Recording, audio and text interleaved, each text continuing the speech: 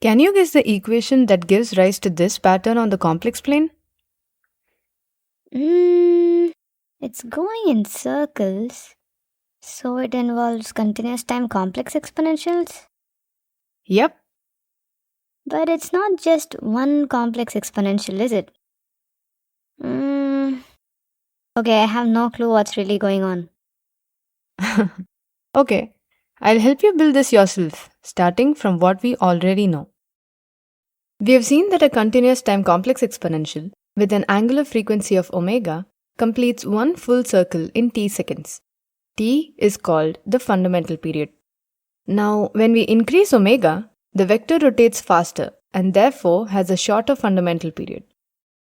So, for every non-zero omega, we get a distinct continuous time complex exponential that is always periodic. Now, when we multiply two continuous time complex exponentials, we get another one which is obviously periodic. But what do you think happens when we add them? What is the periodicity of y of t? I don't know, but your question rhymed. Seriously? But honestly, I don't know. The two have different fundamental periods, and we have to add them up as well. Alright then, let's first understand how to add two continuous time complex exponentials. We've already seen how to add complex exponentials. Yep, stack the tail of one vector over the head of the other one. Right. Things are fixed here. But in this case, both are moving. How do we add them now? Okay, let's take things step by step. Okay, how do we add these two? We have e power j omega 1t. Let's say this is e power j omega 2. Now we stack them like this at every time instant? Yeah, exactly. Oh, nice.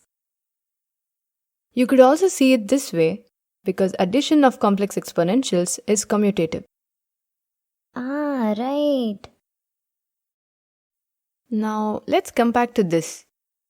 How do you think this would change? Start rotating the second one as well? Yep, that's it. This is the resultant. Wow, I never thought the addition of two continuous time complex exponentials could create such patterns. Yeah, I leave it to you to imagine what it would look like in 3D along the time axis. Oh yeah, that would be interesting. Hey, it started to trace the same path again. Yep, that's because y of t is periodic. Oh. Now let's see what an aperiodic y of t looks like. It looks pretty similar to me. Wait for it. Hey, it did not reach that starting point. Exactly. When the sum of two continuous time complex exponentials is aperiodic, we get a non-repeating pattern. Ah. This is also really pretty. Yeah. But I wonder what makes the sum periodic. That was my question. Oh yeah. Anyway, let's say two continuous time complex exponentials start at this position. Their sum would be periodic if at some finite time t they come back to the same position and then start all over again. Oh yeah, that makes sense. So let's say that x1 of t reaches this instant after m circles and x2 of t reaches this instant after n circles. This means that the ratio of the fundamental periods or the angular frequencies must be a rational number. Oh, so if this ratio turns out to be an irrational number, we would get an aperiodic signal as the sum? Exactly. Interesting. Okay, let's consider some special cases.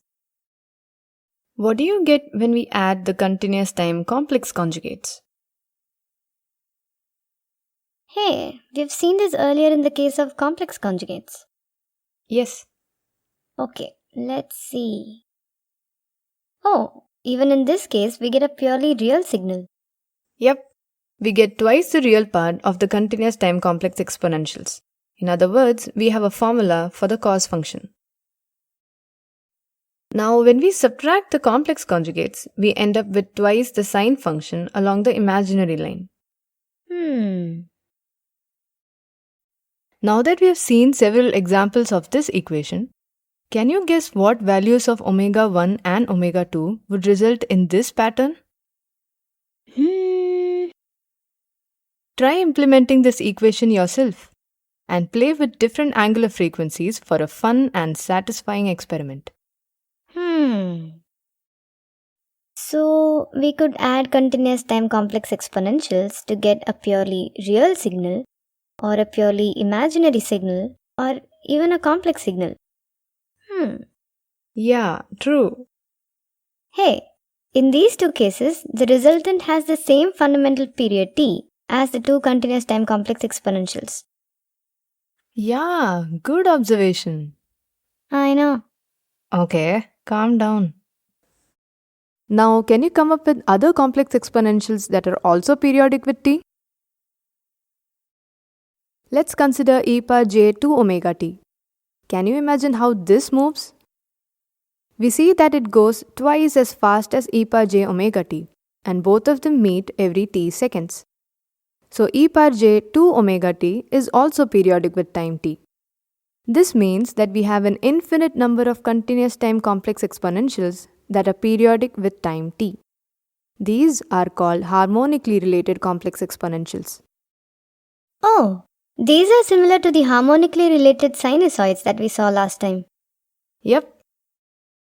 We saw how harmonics are of practical significance in sinusoids. But why do we need to consider harmonically related complex exponentials? That's exactly what we'll be seeing in the upcoming episodes.